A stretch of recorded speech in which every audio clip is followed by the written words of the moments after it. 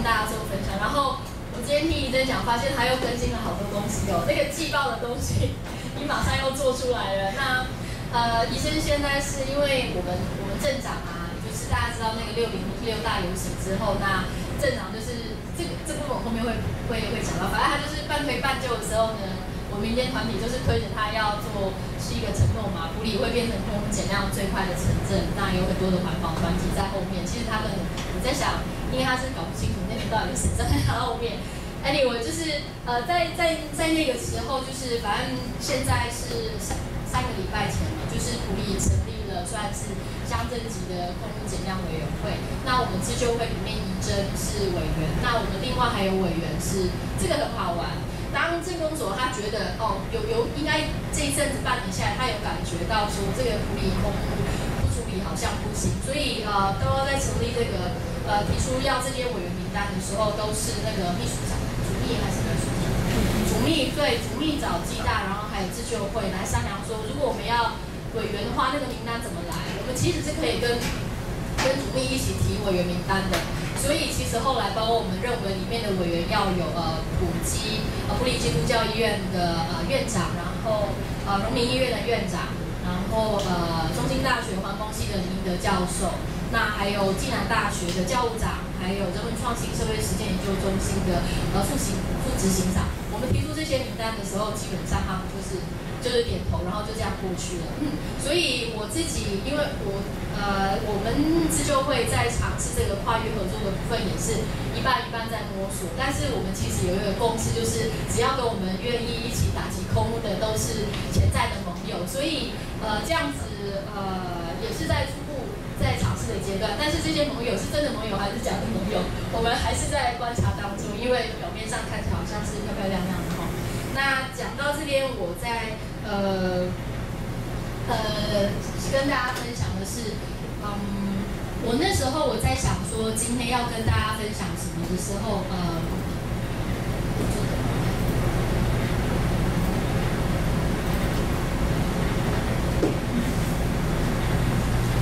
对，所以我其实噼里啪啦就冒出这个主题，但是这个东西也是在跟自救会在谈空污的这个过程里面慢慢去衍生出来，那还不是很精确，但是我想从一个不一样的角度来跟各位伙伴拓展一下，看，说不定它会以我们埔里来讲的话，是一个新的尝试。那想说把这个比较新闻上面或者是表面上看不到的，比较属于后台在运作的这个部分，它到底是怎么样在进行的，那就跟大家做分享。那可能有一些还不是正确，只是我个人的一个侧面的这种观察这样子。好，那这个部分就是对，这个是刚刚怡珍有分享过，为什么埔里大观念里面的好宝宝休闲度假都要去的地方，然后会是一个污染这么样的那么严重的一个小城镇哦，跟它外显的这个形象完全都不一样。那这个其实基本上这样子的东西，其实大家是会接受。那我们自救会的部分是以关心空污的朋友为伙伴。那我们一开始不知道可以做什么的时候，我们其实有一个共识是说，先从最简单，这是针对一般的民众，因为大家会觉得你要出来抗议、要运动、要去宣导什么，大家会很害怕。可是我们有一个共识是说，只要是从最简单，然后可以马上做，个人擅长的小事，你就可以开始做。所以其实我们在于后面有一些想要关心空污议题的一般的证明的时候，我们基本上都是这样子鼓励他。那只要说你觉得这个议题重要的话，你要来跟我们拿文宣放在你的店里 OK， 然后你要拿去宣导什么 OK， 我们的 PPT 全部随便你要分享，我们没有任何的版权。然后你要什么样的连结，就来自救会这边跟我们拿。所以以把这种参与的门槛降到非常低的方式，是希望能够让大家在没有压力的情况底下，能够也成为就是对抗空污的一个小力量这样。那我们会有埔里的在台中工作的年轻人，然后他说我来跟你们拿文宣，我拿去我办公室发。对，那就是即使这样子的小小的力量，其实我们就很感谢。那其实你今天说要做，比如说学校联系校园宣讲这部分，因为我们志工里面有些就是像怡珍啊，然后秀珠啊，还有韩珍也是说故事妈妈，然后还有联系的部分，像那个我们的淑芬，就是在个人的社群网络里面就可以用在日常生活里面有一些影响力，慢慢的去拓展。那不擅长的我们会一起讨论，一起修改。我记得刚开始要做文宣还有做 PPT 的时候，我们还很担心不知道怎么做，然后就有一个人先做出版，然后我们在聚会的时候再讨论，然后再试讲，再帮着修改。对，所以大概几次之后，就不断的让一个没有经历过，就是说大家过去印象中环境运动的这些，就是好像我们也觉得我们是平常人，然后可以自我成长，然后就进入到这个领域里面来这样。那这个是我们第一场，就是怡珍第一场校园宣讲，我们是在育英国小里面。那这个其实都是枪子，因为你平常就知道说这个学校的那个主任，他是非常关心环境教育议题的。那我们志工跟这个学校关系也不错，所以当提出说有没有可能在一般的宣讲环境宣讲里面，让我们跟孩子讲这个主题的时候，主任就二话不说就很答应嘛，对，所以也给我们一个很大的鼓励，是说没有那么困难。只要我们在过去有合作经验关系，然后要推动的这个环境议题是对大家都有帮助的，那这潜在的盟友其实非常的多，所以就是这样。然后，对啊，你看就都爱穿长袖的衣服，然后让小孩子做有奖征答，送小礼物。那这些小礼物我们都是募捐啊，自救会目前是没有经费，我们就是需要用钱的时候再想办法。就是有一点个人捐一点钱，那需要奖品的时候，有时候也可以请学校提供啊，或者是公所提供。到后来有一些活动的时候，是县府的环保局他们也会提供，所以就是把我们潜在合作的盟友放得非常大。那当然，我们对公部门我们有很多的期待，但是就是他们做不到，我们就是放在心里。但是有机会合作的机会，我们大小就是小的也不放过这样。OK， 那这个一样哈。那其实我很想跟大家分享这一件事情，是说，我们其实本来一开始要做那个空屋文宣的时候，因为我们一定要有一个纸的媒介可以跟一般人做分享。那我们其实本来是自己要自费做文宣，那后来是因为我们成立粉丝页之后，然后地方上的媒体他就关心埔里空屋这件事，那有媒体进来。媒体一报道的时候，公部门他就必须要回应。都是我说。所以现在大家要知道，就是政府单位是只要有负面的消息上报，他们就必须要处理，他们不能不处理。所以后来我们在刚开始在做文宣的那个初稿的时候啊，然后就是前一任的环保局局长方信雄，就是现在的秘书长，也就是接下来要跟乐人导演开会的这一位，他其实7月1号礼拜3早上9点半也要来埔里教会。对，那他们就进来就了解我们自救会是在做什么啊，关心什么议题啊，然后就瞎聊一下，然后就说你们了解的比我们还前面啊，我们就是要彼此学习什么之类的。那后来其实我们做这份文宣的时候，是环保局他们就是做成局内的出版品，然后由自救会这边来编制，钱就他们出了，不然我们本来是要自己募款的。那当中当然有一些不愉快，比如说我们觉得状况比较尖锐的用词啊，就是说可能埔里是很糟糕的，或者是这种我们认为不可以忍受的这些用词，环保局他们不会同意，因为他们说我们自己局里面自己出版的文宣，怎么可以说我们自己在公共这部分做得非常不好？对，所以有一些在意识形态跟对于好破坏价值的认定上面，其实会有一些那时候就想说，我们到底要不要退这样？有想说不对，就自己硬算了。可是后来我们还是取了一个中性的名词，就是反正也要糊弄过去，你也不太排斥，我也不太排斥。那后来意外的好处是什么？意外的好处是那个文宣上面挂了南投县环保局意志，它不是埔里 PM 2.5自救会意志。所以当我们把这份文宣有公家的背书的时候，我们要到学校里面去宣导，或者是一般的政工所啦，然后诊所，就是他会觉得这个是建物人没有关系。所以这是我后来发现可以鼓励大家，就是说可以尝试的一个方向。那尤其是在埔里，或者是说有一些比较民风保守的地方，他们不会去，就是说有政府的背书，基本上他们会有一些安全感。所以这个用完之后，那后来环保局又出钱啦，又另外再印第二波更新版的，我们就印了13000多份，然后他们就这样到处发，然后我们也很好，因为我们的目的也达到。那后来就是有一些外围的这个年轻朋友，他们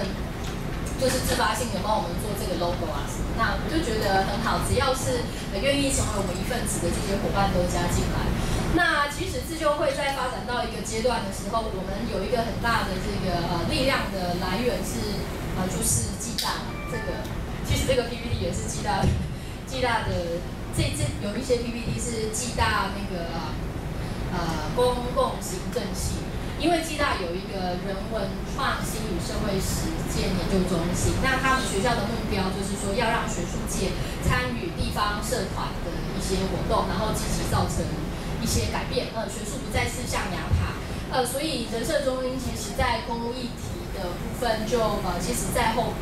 半期大概2月、3月之后，就跟自救会保持非常紧密的合作，因为埔里作为一个生态城镇、宜居城镇这件事情，也是暨大人社中心的很重要的一个执行的面向之一。所以我们到后来，包括像这些空屋讲座的人力啦、宣传啊，还有像这边，你们看这边很多有几个这个年轻，不会这是护树盟的。我们后来会有一些暨大的同学，或者是人社中心里面的一些工作人员啊，或者是实习生什么就进来，那帮我们增加了很多的力气，就不是这种30几岁以上的人，我们会有20出头岁上下年轻朋友进来。那暨大的加入对我们是真的很大的一个帮忙。那这个就是大家一般比较不知道，就是当镇长在讲说要做那个空屋游行的那件事的时候，其实我这边想要跟大家分享一件事情，就是说在我观察里面啊，埔里镇是本来的民间社团的力量就非常强的地方，因为可能在921地震之后，那埔里要作为一个观光发展的城镇、生态城镇，那很多的地方的 NGO 就是不是环保的这个路线的、社造路线的或观光路线，他们其实已经还有包括暨南大学，他们已经经营很久，就是这个社群的力量本来就很稳固的在那边。那跟镇公所这个部门是保持算是良好的关系。比如说埔里曾经被高雄的那个环保妈妈票选为全国最脏的乡镇这件事情，埔里人就觉得不可以忍受，镇长也不可以忍受。那可是民间的观光业者跟比如说新故乡文教基金会啊、大埔里地区观光发展协会啊、南投县导览解说协会，还有一些其他的团体，他们在于埔里作为一个清洁小镇这件事情上面就是有共识的。然后开始跟里长或者是说社区发展协会里面，他们有很多的案子，就有一些合作的基础。那表面上是这样啊，当然成效好坏它还是有一些落差。可是这个民间力本来就是在，所以当空屋这个议题在后面又吵起来的时候，我自己的观察是说，原本就在的这些社群网络，其实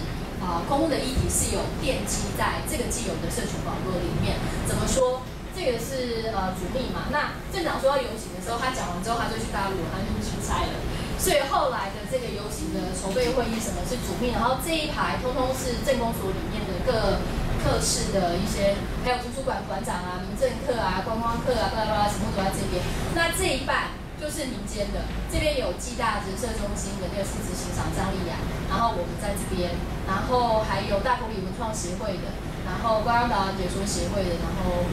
就是大概民间，我们是被邀请进去说那我们要游行了，我们可以干嘛？对，那所以包括接下来大家可以看到那个镇公所发了10件承诺嘛，要做哪10项事情可以让埔里成为全台湾空屋减量速度最快的城镇。这个承诺其实是我们民间的团体在前2天晚上的要筹备无车日的，就是今年埔里无车日的筹备会议里面，那个大概10多个人的场子里面临时去讨论出来的。所以那10项并不是因为空屋，那10项具体要求包括绿能交通啊、少招农费啊，或者是监督啊、稽查那些东西，并不是凭空产生的，是之前几年在讲埔里怎么样变成宜居城镇、生态城镇的时候，那些共识其实或多或少都是在每个人的心里面。所以开会的时候我们就丢出那个版本的时候，那些诉求，其实在这些公家单位的人员里面，大家是不反对的。所以我们那个版本一提进去的时候，他们就好。然后看板就是上面就写那个字，也没什么修改哦。我们跟他说你写这个不对，然后说不要写，然后我们就说好，不要写。所以其实那个对我来讲，因为我以前是比较环境运动路线，又是在媒体，所以我其实对我来讲的话，当天那个场合，我其实有点想说，看怎么这么舒服哈。就像镇长说跟我们聊天，他觉得很舒服。他没有跟一个自救会讲话这么舒服，都是温柔的妈妈跟他讲道理哈。那接下来这些照片大家就知道，就是变成是就是上去，然后高工的孩子也参加，学校也动员，然后狮子会也动员，就一些平常的镇长的这个网络的人都出来。那当然还有民间的社团，因为叶医师健康空气行动联盟的一些，还有中台湾的一些团体去，然后大家就去声援。跟你说，他们真的不知道为什么会有这么多外县市的人去参加，他们真的都不认识。可是我知道，到后来合照的时候会一起上台，是因为熟人，对不对？是也有讲，因为其实镇长他根本不知道，就是包括生态学会或者是杨泽民博士、叶光宏医师、布拉护树联盟组这些他的认识。可是，在上台的场合里面，你知道吗？就是你知道乡下会有一种。如果我今天我跟你有一些关系，我告诉你，黑狼中平的收仔来吼，来给他积极控目嘛，爱好一九台，然后还不知道怎么样说，哦好，然后就上去了，是这样子吗？哈，对，所以淑芬是背后的一个对，就介绍说我们有远道而来的跟我们一起关心埔里环境医的贵宾，然后他们不辞辛苦让他来，然后让他跟大家介绍认识一下，让他们说说话，然后就点头就上去了。所以其实说实在，因为我当天没有参加，我去主妇联盟上课，所以我看到这张照片的时候，我其实心里就想说，靠，这是什么场合？这你在那边丢脸哦，你是大家夹哦这样子。但是这也呈现了，我觉得是我们自救会自己想要看到说，如果空污减量是一个共同价值的时候，我管你是谁，反正你跟我们站一边，我们就可以一起成为合作的伙伴嘛。我一边讲一边征求大家点头，这个没有排练，对。所以包括这些诉求 ，OK， 这个就是民间团体提出来的版本。那现在就是我们这一个点，这个已经达阵，这个已经成功了。那这个其实我们还没有就是太多的以埔里来讲，还不够积极的来帮助这个议题的促成。那我想先补充讲一件事情，就是其实南投县政府的部分呢，它其实我们很早期在拜会县府的时候啊，环保局长。那个黄丽如局长，他已经很清楚的讲，他们不想要他们希望能够在既有的工作的架构底下成立工作小组，他们不要再另外成立一个委员会。那我知道这件事情最近因为县议员的施压的关系，好像有一点变数，但是现在情况是怎么样不知道。但是目前肯定的是说，县府现在只有工作小组，就是架构在原本的局处的这种合作情况底下。那呢，然后。其实我被指派为公民团体的代表之一，然后我完全不知道。是到因为县长说要空保科还是环保局提工作小组一些委员的名单，然后就开，然后我就有一天就接到空保科科长的电话说，我们那个工作小组要成立咯，那我就把你们埔里自救会就把你的名字提报上去了。然后我说可是我们没有讨论呢，可是我已经写上去了。对啊，所以反正我就这样。可是说实话，我对于这样子的状况，我觉得对，就是你在县里面的一个工作小组，其实你改变不了什么，必须要在县的外面还有更高的一个监督委员会，是可以跟全国跟外面串联，这样才用嘛。不然我们都在黎明针底下，我们讲什么逃避我们吗？不知道，他还是要盖他的恐龙公园啊，所以。这个部分就要再看最近，包括后天主秘来的时候，然后第一次工作小组的会议是排在7月14号的下午2点，是在县府。那到时候我们再看可以怎么样再施压，让在政策面的部分有一些更有效的行为。其实我现在都是抱着崩垮，因为演戏都很好看哦。我没有看到你的执行时间表的时候都是假的。那其他像这个交通面。低碳运具，然后友善路权，这个其实就有我们埔里在推广这种低碳小旅行啊、漫游的，还有无车制的在地的青年、童军团的，然后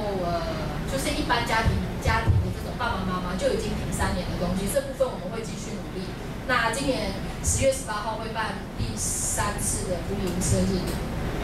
然后这个公园绿地逐年增加，这个其实我们会想要跟户数的部分，还有一些空地保留部分留下来。那这个大家看过，大家就想，好，那这个就是我们参与公部门一些会议的部分。那很开心，是不能讲开心嘛，就是公所想要做什么样的事情，基本上因为暨大是他们在暨南大学人社中心是在公所串联民间力量跟学界，还有对外的一些资深力的一个很重要的媒介，所以目前是以自救会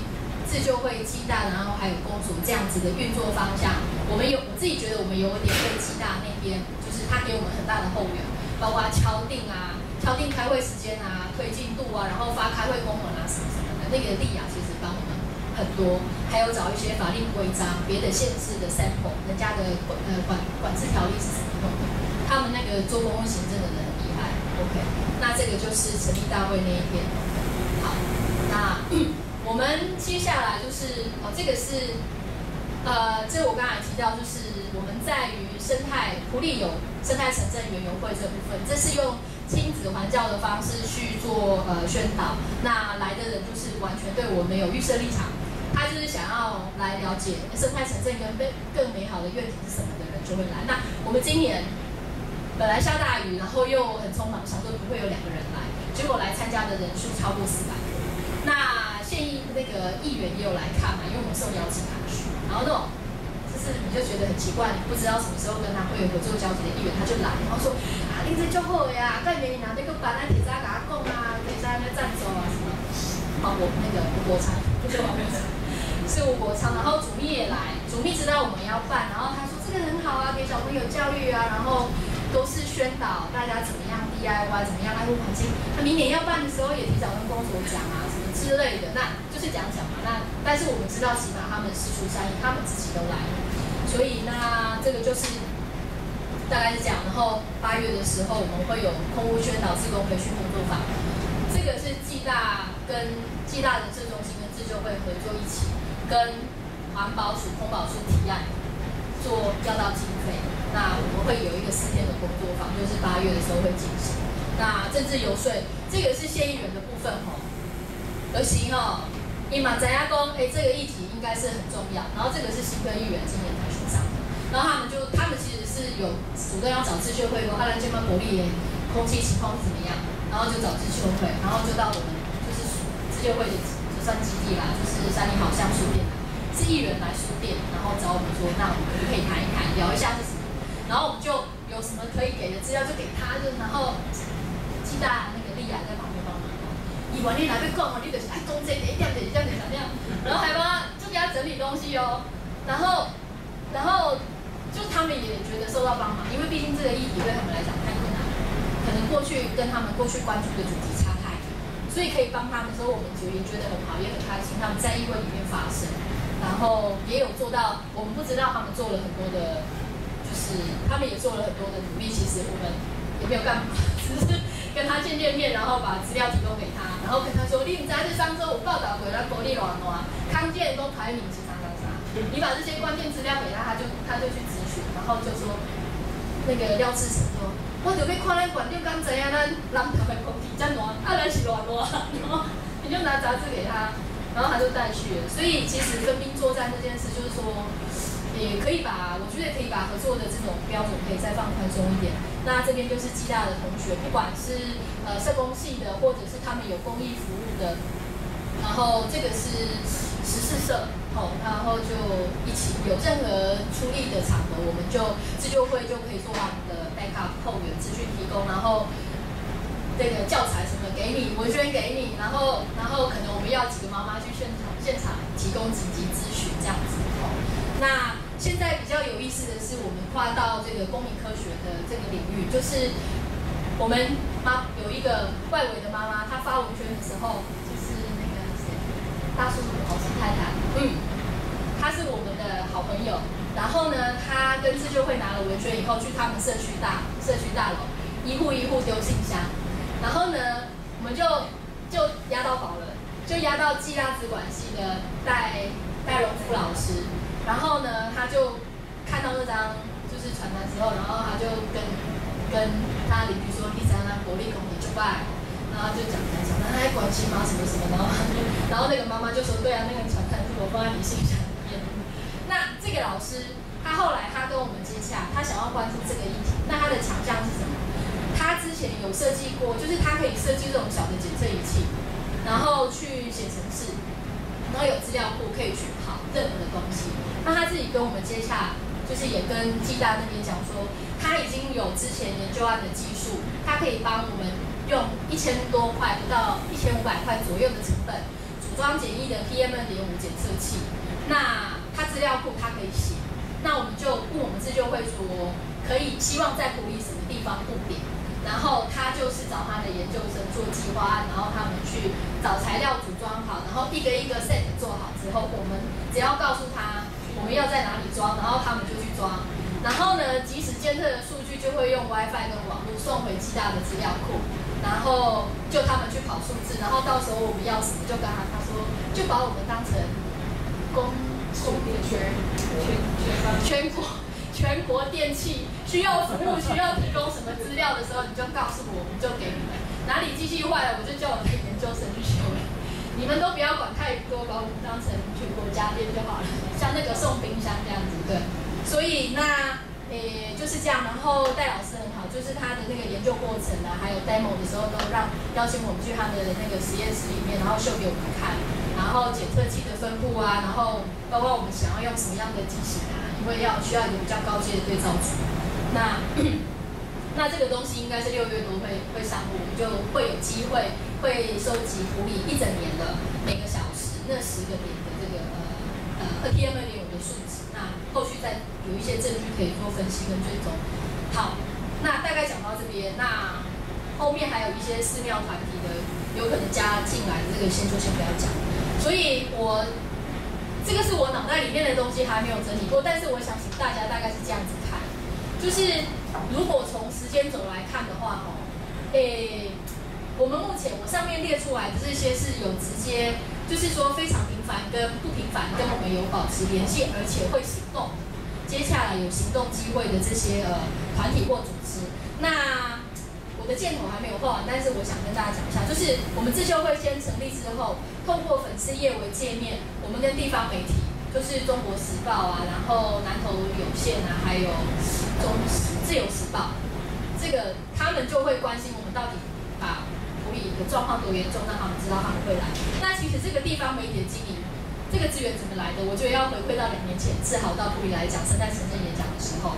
那时候我们的埔里的夜跑俱乐部，对不对？我们有一起响应空污这个议题，所以这几个记者，其实在志豪那次到埔里讲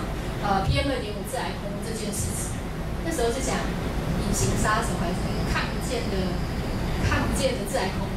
反正那一场的时候，这几个记者当时就有关心到这个主题，所以我们自救会一出来之后，我觉得这个是有一个 link， 因为这些记者对于这件事情的严重性，他们本来就知道一些，然后自己也是孩子会气喘，对，每天早上都渴到不能睡的那个，他就说啊，我做一个记者，我当然可以做什么我就做啊，所以就是这样子，我们还蛮很大的帮忙啊，而且就是也都是很有正义感的人，然后这样子，然后。透过媒体，然后环保局不动不行的消息一发布，他们就要回应嘛，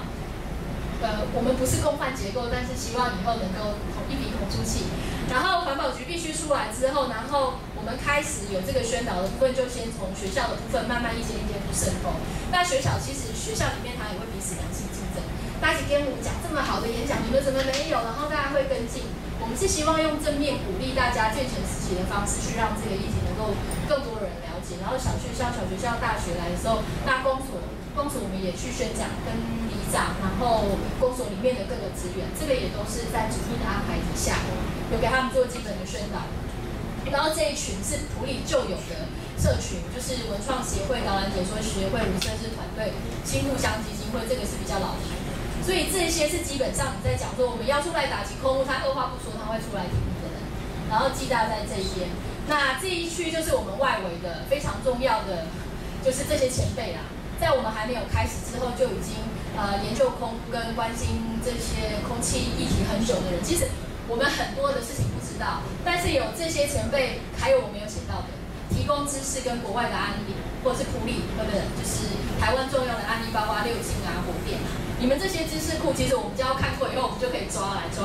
然后就去再从这一边再去影响一遍。所以其实如果没有这一批外面的这些前辈跟这些专业在的时候，也喜欢马生活人啊，大概是这样子。所以这一区，然后加上暨大这边就有一点专业跟学术色彩的在这里。那我们慢慢的到理办公室，庄敏杰教授来普里演讲那一场，我们是跟理办公室接触，因为这个里长他10多年前就参与空污的议题，他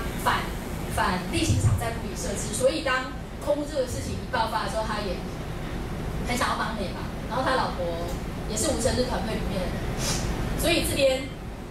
自救会跟理办公室跟庄敏杰教授，我们这边又串起来。然后理办公室，我们这个里长应该是在讲到空污的时候，大家来了。南门里的陈昭伟里长对这件事情很用心，然后也愿意带记者去采访。所以我期待就是说，这个昭伟里长他出来之后，其实应该会有其他的里长也会觉得，那宜安那种景贺啊、台北龙景贺，他也要跟进。那这边就是暨大专业的系统进来，那后续就是报纸一报道，然后呼吁空污很严重这件事情。我们有狮子会跟寺庙弘道协会的人也关心了，所以他们就跟自救会说，可不可以也请你们或者是叶医师这边帮我们安排一场演讲，那就这样就出去了。那接下来是说在寺庙的部分，我们感觉有抓到几个比较年轻辈的，他们想要宣导不要烧这些乱七八糟的金子，那这个也在酝酿中。那我要讲说，我们其实有点在布线，而且是要花很长的时间。为什么？狮子会。就是寺庙弘道协会会有这个演讲，是因为他们有一个类似像比较核心的工作人员，他是狮子会的会员，所以当他去参加狮子会的那个什么会员大会的时候，他听到叶医师讲，觉得这个很重要，我们可不可以在寺庙弘道协会的志工大会里面也请叶医师来演讲？所以就这个我完全之前不认识到他的人，然后他听了这个演讲，他认为重要，然后我们就帮他，然后就没了。然后就到弘道协会去了，然后因为到弘道协会去，我们可能我觉得应该又抓到2个人，刑事的总务处的那个先生，然后还有同学，